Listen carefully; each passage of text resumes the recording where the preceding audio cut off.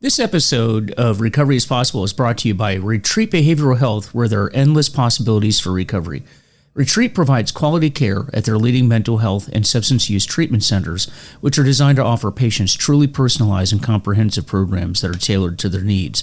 Retreat substance use and mental health treatment centers in Palm Beach County, Florida, Lancaster County, Pennsylvania, and New Haven, Connecticut do everything in their power to ensure that patients receive the highest quality treatment in a safe and comfortable setting. So reach out today at retreatbehavioralhealth.com or call at 855-802-6600 for more information.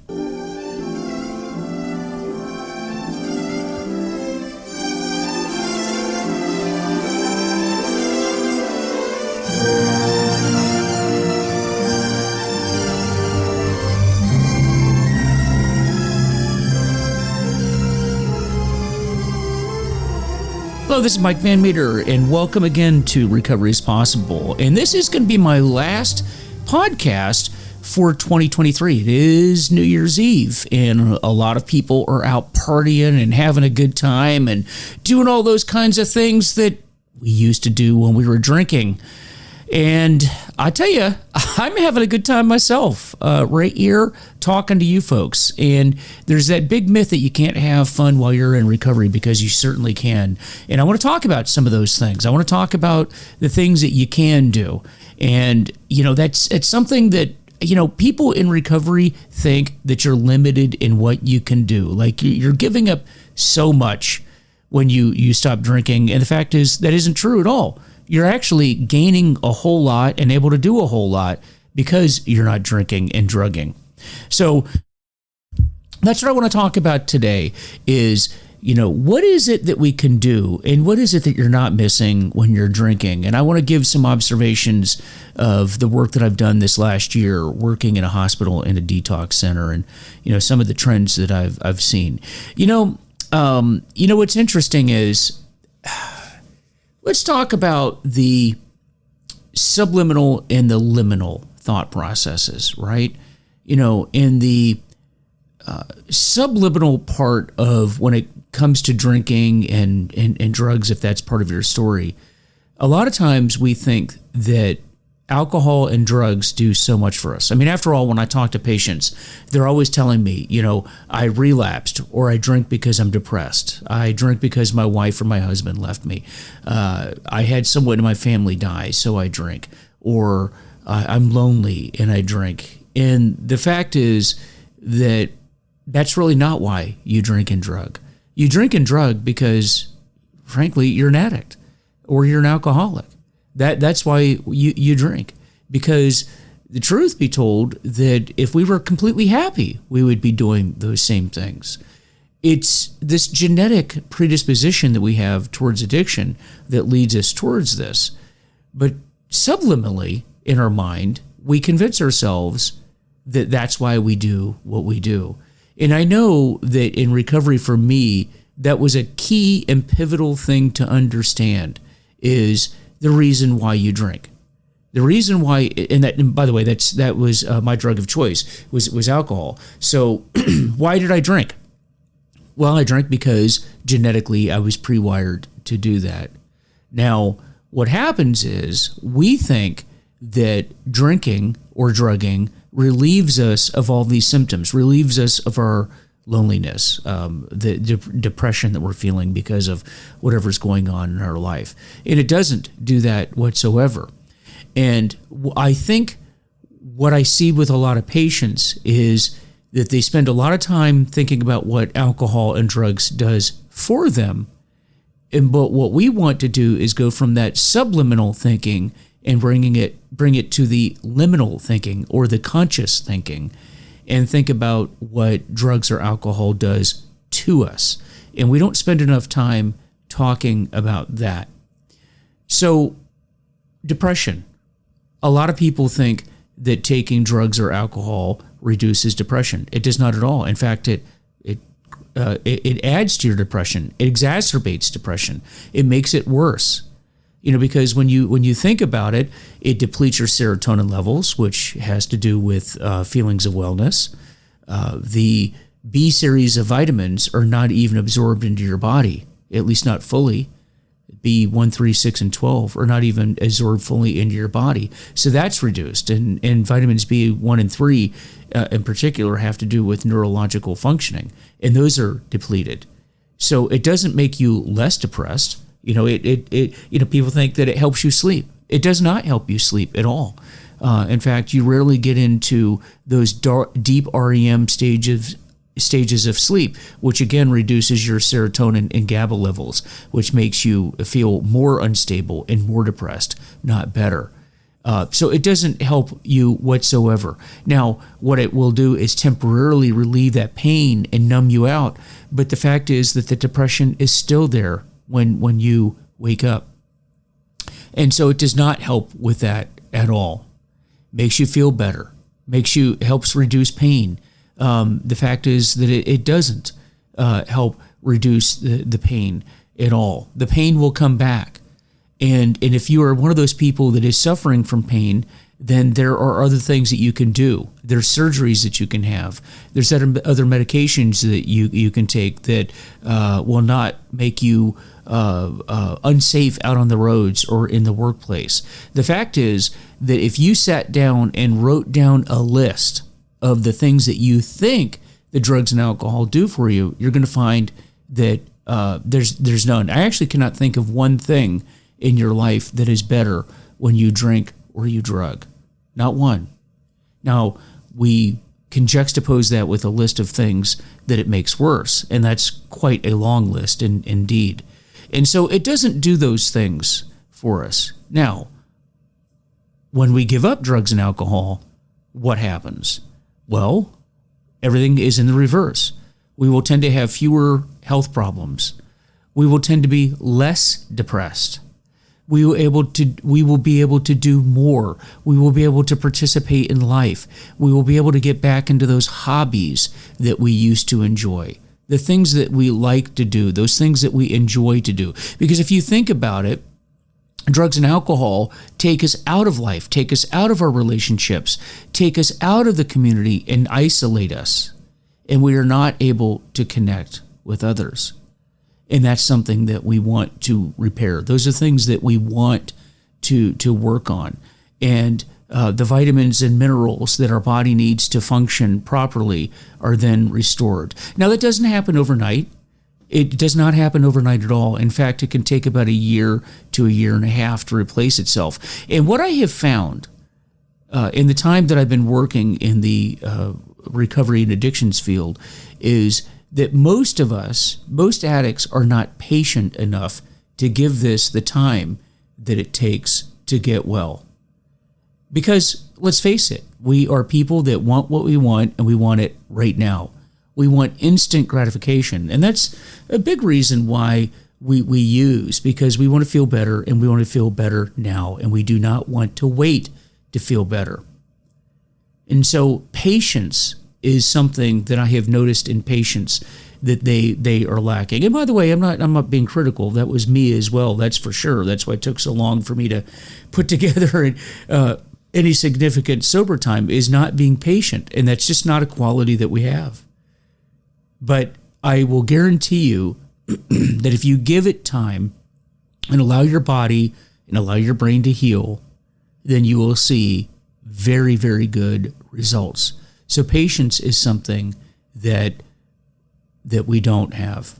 The other thing that we're not good at is, and I think that this is definitely a characteristic that is shared by almost all addicts, and that is stubbornness and an unwillingness to listen to others and take advice from others. The Big Book of Alcoholics Anonymous actually talked about that quite a bit, that this is something that is not a trait that we have. And I will tell you that addiction is the one battle in your life where you win the battle, ironically, by surrendering to it, by not fighting it, and taking advice and direction from those that have gone through this and that have had success in their own life and their own recovery journey, and doing what they're doing. Because what I have found is that the people that have success tend to do certain things. Likewise, the people that don't have success also tend to do certain things. And that's why when people are about to relapse, it is very, very predictable when they are about to relapse, because they all start doing the same things. They stop working their program. They stop making phone calls. They stop texting. They stop going to meetings. They stop going to the fellowship and working with other people. They stop doing those things and kind of bleed back into the woodwork. And then before you know it, they're relapsing. But you see it coming weeks out ahead of time. Weeks out. And the converse to that is that the people that tend to have success in recovery are doing the exact opposite of that. They're going to meetings. They're working with other people. They're calling people. They're texting people. They're part of the fellowship. They're reading literature. They're learning as much as they can. They're working with other people that are struggling. And that's probably the hallmark to recovery, is working with other people and helping other people. Because ironically, that's how we stay sober, by working with others. In fact, this program is something that I do to not only help you if you are somebody that is struggling, but it helps me as much as it helps you, maybe even more so. And I do as much as I can with other people because it helps me. In fact, that's one of the reasons why in my retirement job, I went into the recovery field and I work very hard to help other people, because ironically, it helps me. And that's what people do in recovery. And you want to learn from those that have had success. I mean, after all, in any other endeavor in your life, if you wanted to have success, you would follow those that had some sort of success. I mean, if you wanted to be a quarterback, if you're a high school kid and you want to be a good quarterback in your football team in high school, you're going to learn from the greats. You're not going to learn from the people that are struggling, that aren't very, very good. You're going to go and find those pros that have had real success and follow what they do. And you don't question them. If Tom Brady were to give you lessons, you wouldn't tell him at the end of each lesson, well, I appreciate your time, Tom, but, I have my own way of doing things. Thank you very much. You would follow those things. It's only in recovery that we take the people that have had success and look at it and say, thanks, but no thanks, but I have my own way of doing things. You don't do that in any other aspect of your life. And I've noticed that in the hospital, that patients will come into the detox unit and question nearly everything that we do and we say and we talk about. But you would never do that in any other unit in the hospital. If you went into the cancer ward and the doctor told you that you had cancer and here's the things that you need to do if you hope to put this into remission, you would listen to it, you wouldn't question it, and you would follow those instructions. But for some reason, when it comes to recovery, we do exactly the opposite. And I think that that's because people intellectually understand that addiction is a disease. Intellectually, they understand that. But in practice, I don't know that people really follow it as though it's a disease. And they still treat it as though it's some sort of a moral behavior. And they confuse the two, because the fact is that people get really frustrated with addicts because of the behaviors that come out of addiction. But the behaviors are a result of the addiction. They're an outgrowth of the addiction. They're not the cause of the addiction. And so it's very frustrating for people, and people get very angry. And I even think that addicts themselves really look at themselves as being bad people as opposed to being sick people. And I know that in my own case, that the beginning of recovery was when I realized that this was a disease, and what I had was a disease, and it was something that needed to be treated as a disease, and it wasn't that I was a bad person. And when you realize that you're not a bad person, that you're a person that has an illness, and this illness needs to be treated like any other illness, and you treat it as such, then you're going to find success.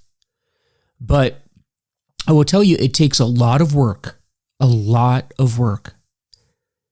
I work my program as hard today as I did that first year, and that's why I've had these number of years of sobriety.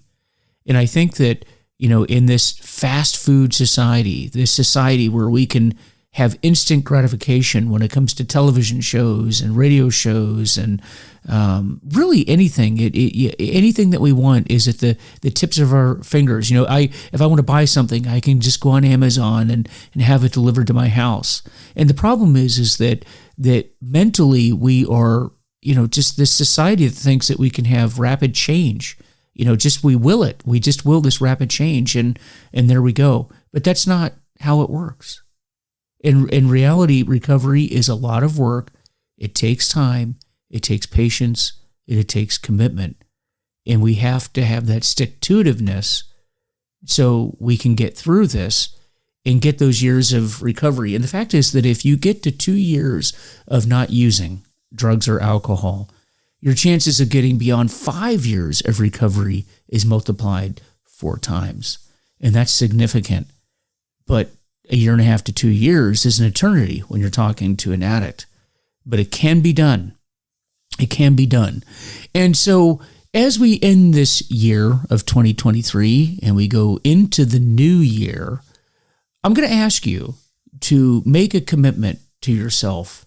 And that commitment is to listen to those that know what they're talking about when it comes to recovery and have the willingness to listen and the willingness to just try, just to recommit yourself to reading the recovery literature that's out there, learning as much as you can about the disease of addiction, being patient, work with others, go to meetings, whether that's AA, NA, Celebrate Recovery, Dharma, Refuge Recovery, you name it, whatever program you want.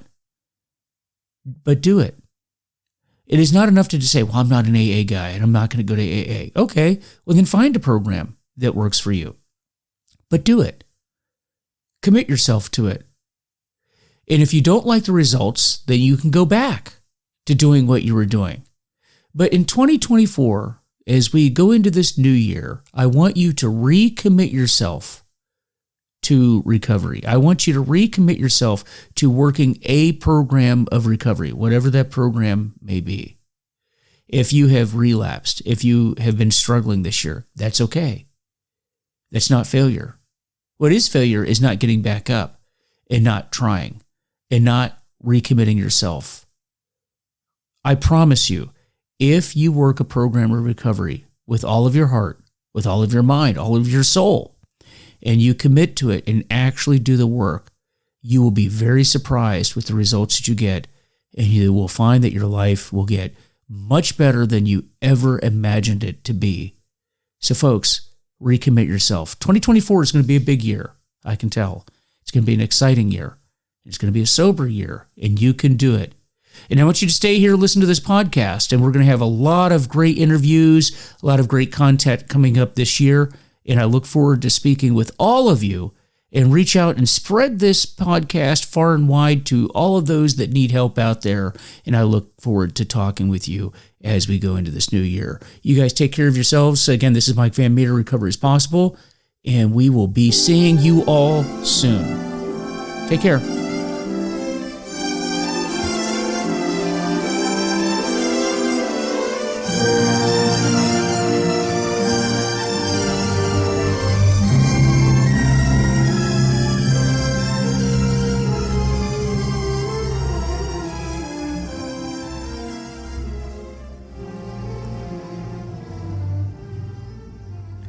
This episode of Recovery is Possible is brought to you by Retreat Behavioral Health, where there are endless possibilities for recovery. Retreat provides quality care at their leading mental health and substance use treatment centers, which are designed to offer patients truly personalized and comprehensive programs that are tailored to their needs. Retreat Substance Use and Mental Health Treatment Centers in Palm Beach County, Florida, Lancaster County, Pennsylvania, and New Haven, Connecticut do everything in their power to ensure that patients receive the highest quality treatment in a safe and comfortable setting. So reach out today at retreatbehavioralhealth.com or call at 855-802-6600 for more information.